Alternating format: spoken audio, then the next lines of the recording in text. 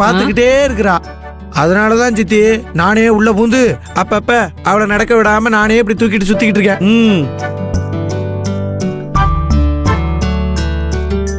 ஐயோ அழகு தம்பி, இந்த மாதிரி சின்ன சின்ன வேலை எல்லாம் செய்யறது உடம்புக்கு நல்லதுதான் தம்பி. ஈஸ்வரி செய்யட்டு விடுங்க, அப்பதான் சுகப்பிரசவாகும். சின்னையா, அத்தை சொல்றத கேட்டீங்களா?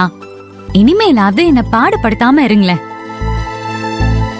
ஈஸ்வரி கண்ணு, இத பாரு, அதுக்காக அழகு தம்பியே நீ குத்தங்குறை சொல்லாத. இப்படி தலைக்கு மேல தூக்கி வச்சு தாங்குற புருஷன் கிடைக்க நீ கொடுத்து வச்சிருக்கணும்.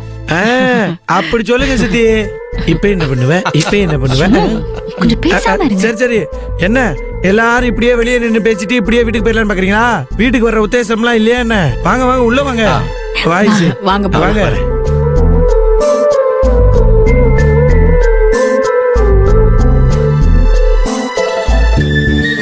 அபி நல்லா இருக்கியா?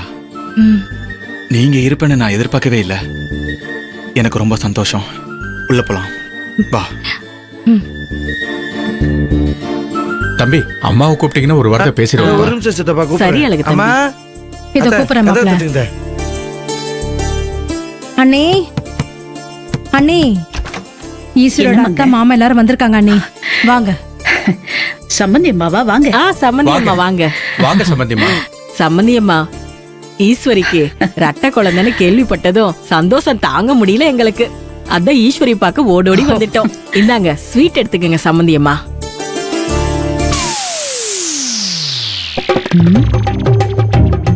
என்ன சம்பந்தி, ஸ்வீட் எடுக்காம அப்படியே பாத்துட்டு இருக்கீங்க? சுகர் இருக்குன்னா இந்த மாதிரி சந்தோஷமான நேரத்துல ஸ்வீட் சாப்பிட்டா சுகர் இறங்கிடு சம்பந்தி அம்மா. தைரியமா எடுத்து சாப்பிடுங்க. இல்ல, நான் ஸ்வீட் சாப்பிட்டா ஈஸ்வரி கோச்சுப்பா. அத்தை, எனக்கு பயந்த மாதிரி ரொம்ப நடிக்காதீங்க. ஸ்வீட் எடுத்துக்கோங்க. நிஜமாவா சொல்ற? அம்மா என்னம்மா நீ ஈஸியா மனசு மாதிரி இப்பதான் சொல்லி இருக்கிறா. உடனே சட்டுப்புட்டுன்னு உனக்கு எவ்வளவு லட்டு வேணுமே எடுத்து சாப்பிட்டுமா. எடுத்துக்கங்க எடுத்துக்கங்க. போனா போதுன்னு அத்தை கிட்ட ஒரு லட்டு சாப்பிட சொன்னா நீங்க என்னடானா மொத்த ஸ்வீட் பாக்ஸையும் காலி பண்ண சொல்றீங்க. என்ன நினைச்சிட்டு இருக்கீங்க? ஈஸ்வரி, எதுக்கு டென்ஷன் ஆகுற? அவனே சொன்னாலும் சரி, நான் ஒரு லட்டு மட்டும் ஐயோ அத்தை, ஒரு லட்டு எல்லாம் கிடையாது. பாதி லட்டு வேணா எடுத்துக்கோங்க. என்னம்மா ஈஸ்வரி, ஒரு நாள் தானே, சம்பந்தியம்மா சாப்பிட்ட விடு. இல்ல மாமா, உங்களுக்கு தெரியாது. பாதி ஸ்வீட் சாப்பிட்டாலே அவங்களுக்கு பிரச்சனை தான். இதுல ஒரு லட்டு ஃபுல்லா சாப்பிட்டா அவங்களுக்கு உடம்பு முடியாம போயிடும். ஏற்கனவே என் பேச்சை கேட்காம டே அண்ட் நைட் தையல் மிஷின்ல உட்காந்து தச்சிட்டு இருக்காங்க. இப்போ ஸ்வீட் சாப்பிட்டு உடம்பு முடியாம போயிடுச்சுன்னா அது அவங்களாலையும் என்னாலையும் தாங்கிக்க முடியாது. கவலைப்படாத ஈஸ்வரி, நீ சொன்ன மாதிரியே நான் அரை லட்டு மட்டும் சாப்பிட்டுக்கிறேன், சரியா? நியாயமா பார்த்தா ஈஸ்வரி பிரெக்னன்ட் ஆனதுக்கு நான் தான் உங்க வீடு தேடி வந்து ஸ்வீட்ஸ் கொடுத்துருக்கணும். நீங்க வந்து கொடுக்குறீங்க. இதுல என்ன சம்பந்தி இருக்கு?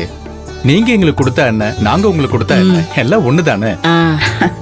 சரி, இருந்து சாப்பிட்டுட்டு தான் போகணும். மங்க, என்ன எல்லாம் ரெடி பண்ணிடு. ரெடி பண்றாங்க. வைஜெயந்தி கொடுங்க. இத கொண்டு போய் உள்ள வச்சிடுங்க. சரி வைஜெயந்தி. ஈஸ்வரி வா, ஒரு நிமிஷம் வா. வா போய் பேசுங்க. இருங்க, உங்க எல்லாருக்கும் சூசு கொண்டு வரேன். வர வர இவன் தொல்லை வேற தாங்க முடியல. சம்பந்தியம்மா இங்க வா. என்னத்த சொல்லுங்க. ஈஸ்வரி, உனக்கு ரெட்டை குழந்தை உருவாகி இருக்கிற விஷயத்த கேட்டு உன் மாமா ரொம்ப சந்தோஷப்பட்டாரு. சந்தோஷம்னா சாதாரண சந்தோஷம் இல்ல, அப்படியே வானத்துக்கும் பூமிக்கும் குதிச்சாருன்னே சொல்லலாம். ஆனா இந்த சந்தோஷம் எல்லாம் கொஞ்ச நேரம் தான் ஈஸ்வரி. அதுக்கப்புறம் அவரு திடீர்னு அழ ஆரம்பிச்சிட்டாரு. அத்தை என்ன சொல்றீங்க? மாமா எதுக்கு அழுதாரு? எல்லாம் உன் அப்பாவையும் அம்மாவையும் நினைச்சுதாம்மா. என் மருமக கர்ப்பமா இருக்கிற இந்த நேரத்துல அத கூட இருந்து பார்த்து சந்தோஷப்பட வேண்டிய என் தங்கச்சியும் மச்சானும் உயிரோடு இல்லையேன்னு சொல்லி அவரு ராத்திரி பூராவும் தூங்காம புலம்பிக்கிட்டே இருந்தாரு ஈஸ்வரி கண்ணு. என்ன பண்றது அத்தை?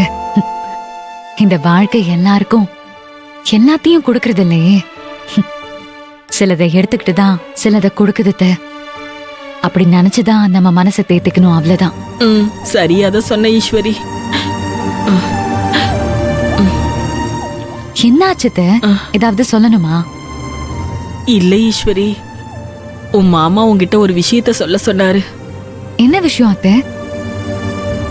ஈஸ்வரி, இப்படி 2 உசுர சுமந்துகிட்டு இருக்க இந்த மாதிரி நேரத்துல நீ காய்கறி வண்டியை தள்ளிக்கிட்டு தெரு தெருவா போய் வியாபாரம் பண்ணி கஷ்டப்படுறத நினைச்சு உன் மாமா ரொம்ப ரொம்ப வருத்தப்படுறாருமா. அதனால உன் மாமா என்ன நினைக்கிறாருன்னா, என்ன நினைக்கிறாரு அத்தை? உனக்கு குழந்தை பிறக்கிற வரைக்கும் உன்னை நம்ம வீட்டுக்கு கூட்டிட்டு போய் வச்சு நல்லா பாத்துக்கலான்னு உன் மாமா ஆசைப்படுறாருமா. எனக்கும் அதுதான் சரின்னு நியாயம்னு முரணும் என் மனசுக்கு தோணுது ஈஸ்வரி. உன்னோட அப்பா அம்மா ஸ்தானத்துல நானும் உன் மாமாவும் தானே இருக்கோம். உன் பேரு காலத்துல பாக்குறது எங்களோட பொறுப்பு தானே ஈஸ்வரி. ஈஸ்வரி, நீ என்னம்மா சொல்ற?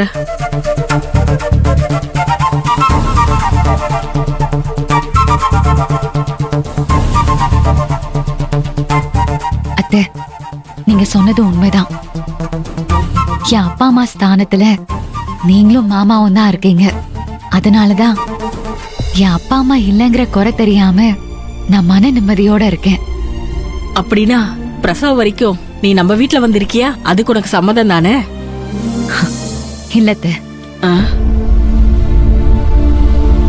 அத்தை, நான் என் மாமாவோட ஆசைய மறுக்கிறதாவும் இல்ல உங்க பேச்ச தட்டி கழிக்கிறதாவும் தயவு செஞ்சு நினைக்காதீங்க. நீங்க எப்படி என்ன உங்க வீட்டு பொண்ணா நினைச்சு கூப்பிடுறீங்களோ அதே மாதிரிதான் என் சின்னையாவும் அத்தையும் என்ன கண்ணும் கருத்துமா பாத்துக்கிறாங்க. கண்ணுக்குள்ள வச்சு பாத்துக்கிறது, உள்ளங்கையில வச்சு பாத்துக்கிறதுலாம் சொல்லுவாங்கல்ல அத்தை. அத நான் என் வாழ்க்கையில இப்பவே அனுபவிச்சுட்டு இருக்கேன். என் சின்னையாவும் அத்தையும் என்ன அப்படிதான் கவனிச்சிட்டு இருக்காங்க. இங்க எனக்கு எந்த குறையும் இல்ல, எந்த கஷ்டமும் இல்ல. சின்னையா இருக்காருல்ல, அவரு இப்பவே குழந்தைக்கு என்னெல்லாம் தேவைன்னு பார்த்து பார்த்து தேடி வாங்கிட்டு வந்து இந்த வீட்டையே நிறைச்சிட்டு இருக்காரு அத்தை. அதுல நிறைஞ்சிருக்கிறது தான் என்னோட மனசும் கூட. பிறக்கிற குழந்தைக்கு இப்பவே தொட்டில, நடவண்டி, சைக்கிள் எல்லாத்தையும் வாங்கிட்டு வந்து வச்சு நான் ஆசைப்பட்டது எல்லாம் நேரம் காலம் பார்க்காம போய் வாங்கிட்டு